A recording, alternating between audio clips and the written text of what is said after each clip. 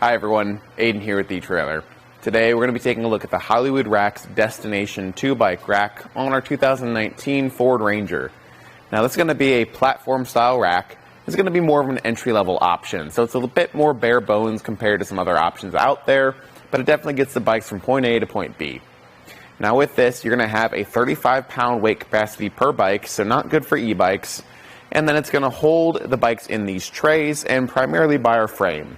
It uses a frame cradle right here, so the strap wraps around the frame, holds it in this pad, and that pad rotates 360 degrees, slides up and down, so that is going to make it good for alternative frame because it can adapt to the frame. But with any sort of carbon frame bikes, since it does make frame contact, we probably want to avoid this bike rack. You do have two secondary points of contact down at the wheels in the form of wheel straps. Those kind of pull the bike down and in, and overall it gets a very stable hold on the bike. There's really not a lot of movement of the bike within the rack, so it's great to see.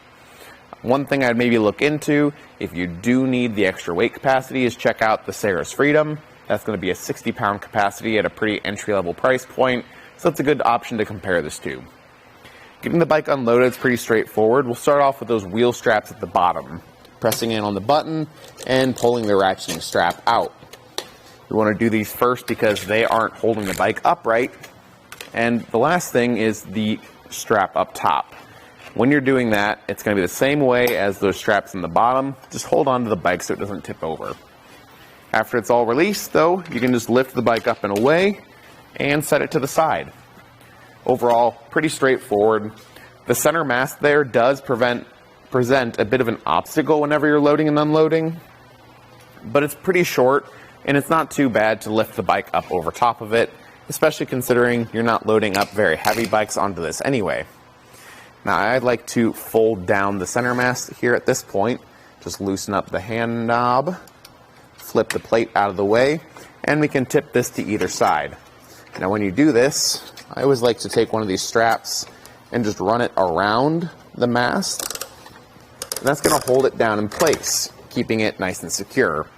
So at this point, you can't tilt the rack away. So if you need access to the truck bed, this is the way you get it. You got to take the bikes off. And even so, it's going to make contact with the bike rack and not be able to fully open. So just be mindful of that when you are using this. Whenever it does set down like that, though, it's just making contact with the rubber pads right here. So it's not like it's hitting anything metal on metal. But again, it's not something I would really do or set on there and put weight on.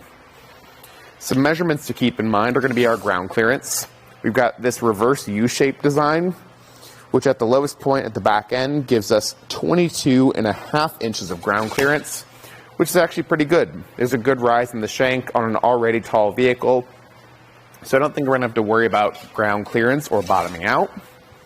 Our distance added to the back is going to be coming in right around 23 inches, which sits pretty condensed to the vehicle. It doesn't stick out too far at all. So if you're looking for something that doesn't have a big footprint, this is nice. It does fold up against the vehicle when bikes are unloaded. So if you want to leave it in the hitch between rides, you can. Just undo the hand knob at the pivot point, fold it up, and then reinsert that and thread it in. Now I really like that the hand knob is threaded because it acts like an anti-rattle device and keeps this pivot point a lot more solid than it would be on some other racks that fold. Especially at this entry-level price point, the build quality just isn't always as sturdy as some of the higher-end ones, but this one is very stable for the price point, which is nice. There typically would be a clip on the other side, but because this has been down in the shop for a while, ours is missing. But just be aware of that. In this state, it doesn't block your backup camera too much. Still probably will be visible, but it doesn't block it completely. And it still leaves pretty good room to see your license plate. As far as how much it sticks out, it's only going to be adding about 10.5 inches to the back of your Ranger. So it's a lot easier with this to pull into a parking spot or something with it folded up. Down at the hitch, it's working with our 2" by 2" receiver tube using that included adapter sleeve, but it'll work with 1 1/4" as well. And it comes with a locking anti-rattle bolt. The anti-rattle keeps it nice and solid in the hitch, and that lock makes sure it stays secured.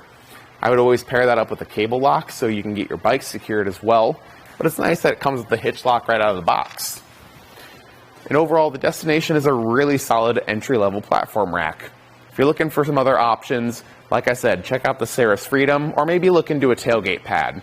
But if you don't want to go for the tailgate pad route, maybe you've got a tonneau cover like this and you want to keep it closed, then I'd say this or that Saris Freedom is a really great option to look into for your Ranger. Thanks for watching.